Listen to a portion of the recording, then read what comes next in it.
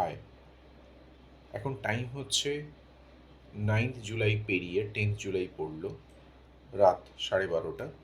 আমরা সকালের Nifty bank Nifty analysis করব, মানে 10th জুলাই কী হবে তার একটা আগাম বিশ্লেষণ করব, মার্কেট কীরকম যেতে পারে।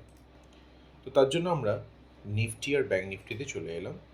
প্রথমে আগে ব্যাঙ্ক নিফটিতে সারি। ব্যাঙ্ক নিফটিতে আমরা প্রথমে ডেলি ক্যান্ডেল থেকে শুরু করব। ডেলি ক্যান্ডেলে একটা ইনডিসাইসিভ ক্যান্ডেল তৈরি হয়েছে। এই ক্যান্ডেলটাকে বলে ইনডিসাইসিভ ক্যান্ডেল।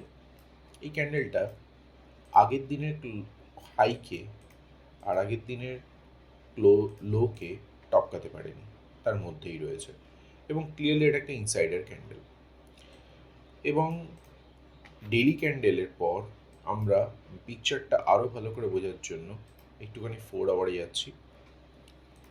4 আওয়ারে গিয়ে দেখতে পাচ্ছি কালকে যে আমরা ট্রেন্ড লাইন দেখেছিলাম সেই ট্রেন্ড লাইনটা এখনও পর্যন্ত ঠিকঠাক রয়েছে।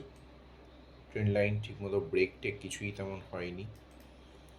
আমরা যদি 1 আওয়ারে ঢুকি তাহলে ট্রেন্ড লাইনটাকে আরও পরিষ্কারভাবে দেখতে পাচ্ছি, এবং এটাকে যদি অ্যাডজাস্ট করি এরকম দেখতে লাগবে। জাস্ট ট্রেন্ড লাইন ছবে ছবে এরকম করছে, এবং পরিষ্কার বুঝতে পারছি আমরা মার্কেট কিন্তু পুরোপুরি সাইডওয়েজ আছে এখনো পর্যন্ত। সেরকম মার্কেটে কোনো বিগ মুভমেন্ট নেই, এবং বিগ মুভমেন্ট নেই এইটার ফলে তার আরেকটা জিনিস আমরা দেখতে পাচ্ছি, অনেকগুলো ক্যান্ডেল লাইক 1 2 3 4 5 6 7 8 8খানা ক্যান্ডেলে এক জায়গায় মার্কেট কিন্তু ট্র্যাপ হয়ে বসে আছে। এর মানে কনসলিডেশনের পর একটা বিগ মুভমেন্ট কিন্তু আসছে, এবং বিগ মুভমেন্ট এলে আমরা ধরে নেব যে ঠিক এরকম জায়গা থেকে ক্যান্ডেলটা শুরু হয়ে এই জায়গাটা অবধি ক্যান্ডেলটা যদি আসে তাহলে বুঝবো, মানে ডেলি ক্যান্ডেলের আকারে বলছি, তাহলে বুঝবো কী বুঝবো এই দিকের নিচের লোগুলোকে প্রথমে সে বিট করবে, এবং করার পরে এই দিকের একটা লিকুইডিটি আছে, এই লিকুইডিটিকে সে পাঞ্চ করবে।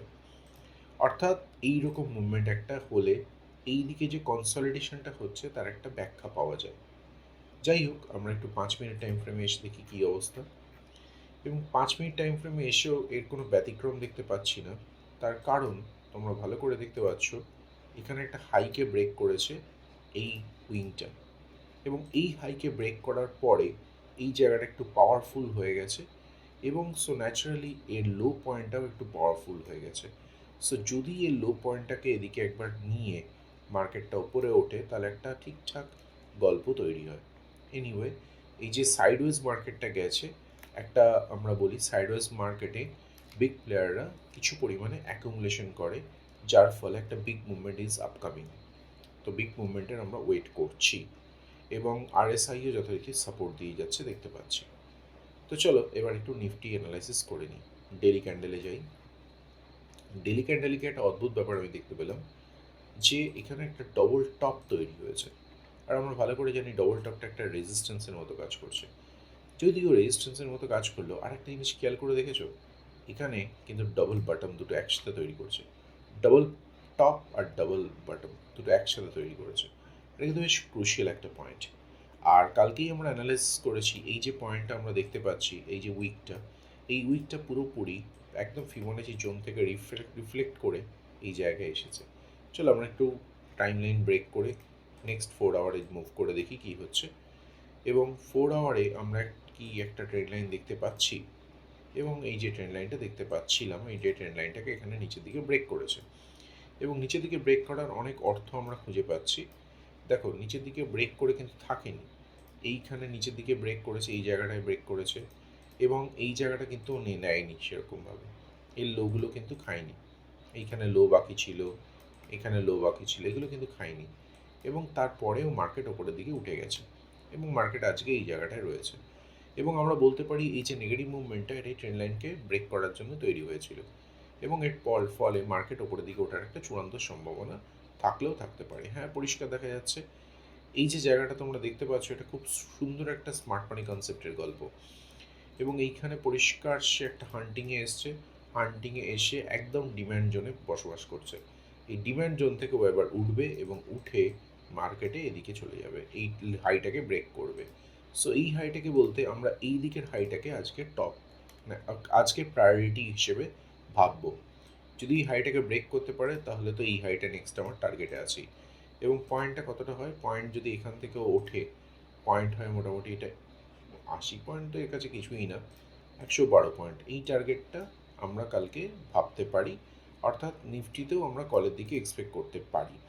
কারণ মার্কেট যা ডাউন হওয়ার, এদিকটা ডাউন হয়েছে এবং এটা খুব সুন্দর একটা ডাউন, কারণ মার্কেট ওপরে যাওয়ার আগে যে নিচের দিকে একটা থ্রাস্ট নেয়, এটা সেরকমই একটা দেখতে পাচ্ছি, নাথিং এলস।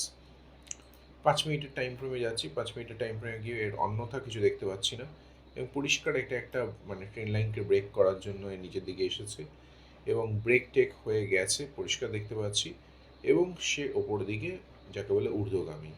আশা করছি মার্কেট যেরকমভাবে বললাম সেরকমভাবে মুভ করলে আমি ওদিকে কল ট্রেড নেব। কিন্তু যদি এবার সে বাই চান্স কোনোভাবে এদিকে ভেঙে নামতে থাকে, সো আমি মার্কেট থেকে দূরে থাকা পছন্দ করব। কারণ যে কারণটা বুঝতে পারছি না, হ্যাঁ নিশ্চয়ই বুঝতে পারবো, মার্কেট আগে সেট আপ তৈরি করুক, তারপর কারণটা বুঝতে পারবো। কিন্তু এই রকম কোনো ক্যান্ডেল তৈরি হলে আমি একটু দূরেই থাকবো। সো তার বদলে যদি এই জায়গা থেকে মার্কেট উঠে এই জায়গায় আসে, তাহলে কিন্তু কালকে কিন্তু কলের দিন পরিষ্কার।